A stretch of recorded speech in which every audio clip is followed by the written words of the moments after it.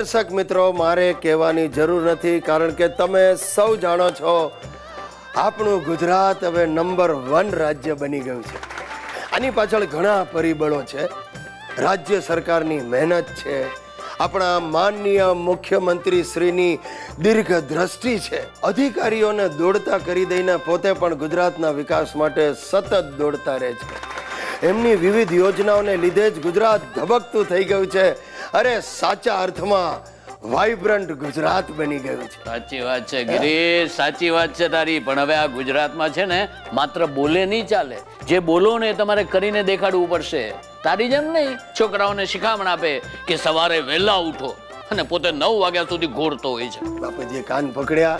હવે હું પણ જે આચરણ કરીશ એ જ શિખામણ આપીશ. હા, જોયું નાલાયક ગિરીશિયા. આ સીએમ સાહેબે તને કેટલો સુધારી દીધો હે, તારા જેવા આળસુ ને જાગતો કરી દીધો. અરે હવે તો આખું ગુજરાત જાગી ગયું છે. અને તને ખબર છે આ રાજ્ય સરકારે છેલ્લા 10 વર્ષમાં 2 લાખથી વધારે યુવાનોને રાજ્ય સરકારમાં નોકરી આપી છે. અને આ રાજ્યતંત્રને ધ્યાનમાં લઈને 1,15,000 નવી જગ્યાઓને મંજૂરી આપી છે. અરે બાપુજી, આમાંની 72,000 જગ્યાઓ તો ભરાઈ પણ ગઈ છે અને 1,21,000 શિક્ષા સહાયકોની નિમણૂક કરીને શિક્ષિત યુવાનોને શિક્ષણ કાર્યમાં જોડી દીધા છે. વાહ વાહ ગિરીશા, પણ આ બધું અમારા વખતમાં થયું હોત તો શું, તો તમને કેવી રીતે ફાયદો થાય? કેમ? આ બધા શિક્ષિત યુવાનો છે. અરે ચૂપ રે.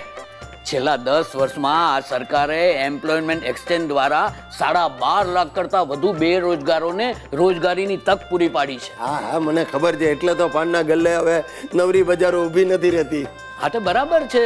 અરે છેલ્લા 7 વર્ષમાં બેરોજગારોને રોજગારી પૂરી પાડવામાં આ ગુજરાત નંબર 1 રહ્યું છે. પછી આ નવરી બજાર ક્યાંથી દેખાય? અરે મને તો ખબર જ છે, પણ તમને ખબર છે આ સિદ્ધિ માટે આપણા રાજ્યને CNN IBN 7 નો ડાયમંડ એવોર્ડ પણ મળ્યો છે. અરે એટલું જ નહીં ગિરીશિયા, રોજગાર તાલીમ કેન્દ્રો, કૌશલ્ય વર્ધક કેન્દ્રો દ્વારા અરે યુવાનોને નવી રોજગારી મળે ને એના માટેની બધી તકો ઊભી કરી છે. 37 જેટલી ઔદ્યોગિક સંસ્થાઓનું અપગ્રેડેશન કરવામાં આવ્યું છે.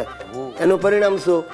હવે આપણા રાજ્યના યુવાનીઓ કામ શોધવા બહાર નથી જતા અને આપણો વિકાસ વધવા માંડ્યો છે.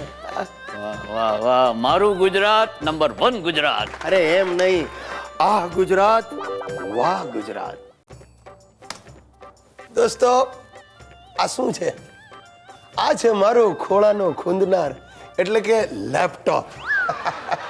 શું છે, અમારી ઓફિસમાં હમણાં સર્ક્યુલર આવ્યું કે બધા સ્ટાફને લેપટોપ એટલે કે કોમ્પ્યુટરનું નોલેજ જરૂરી છે.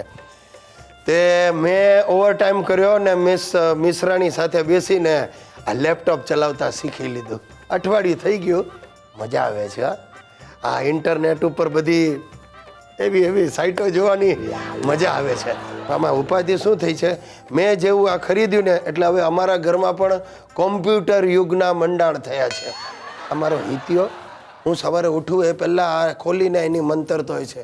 અને આજે સુશલીએ હદ કરી, સવારે 6:30 મને ઉઠાડીને કે સાંભળો, કોડવર્ડ આપો. શેના કોડવર્ડ આપું તને ઊંઘમાં? અરે આ કોમ્પ્યુટર ચાલુ કરવું છે ને કોડવર્ડ કહું, એને પાસવર્ડ કહેવાય ડોબી.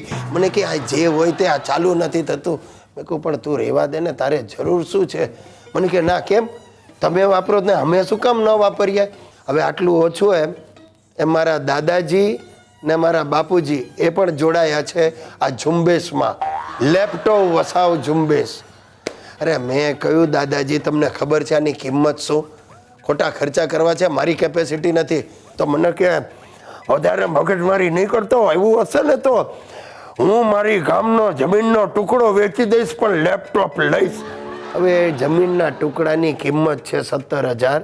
મેં કહ્યું બાપુજી આની કિંમત 24,000ની છે. મને કે જે હોય તે, લેપટોપ તો લેવું જ છે. અરે મેં કહ્યું દાદાજી તમારે હવે આ ઉંમરે લેપટોપનું શું કામ છે? શું કરવું શીખીને? તો મને કે મારે મહિલા જાગૃતિ માટે ગૂગલ સર્ચ કરવું છે. એમને ગૂગલ વર્ડ કોણે શીખવાડ્યો મને એ નથી ખબર. ટૂંકમાં સાહેબ 4 નવા લેપટોપ લીધા સિવાય મારું ફેમિલી મારો કેળો છોડે એમ નથી. બેંકમાં લોન માટે એપ્લાય કરવું પડશે મારે.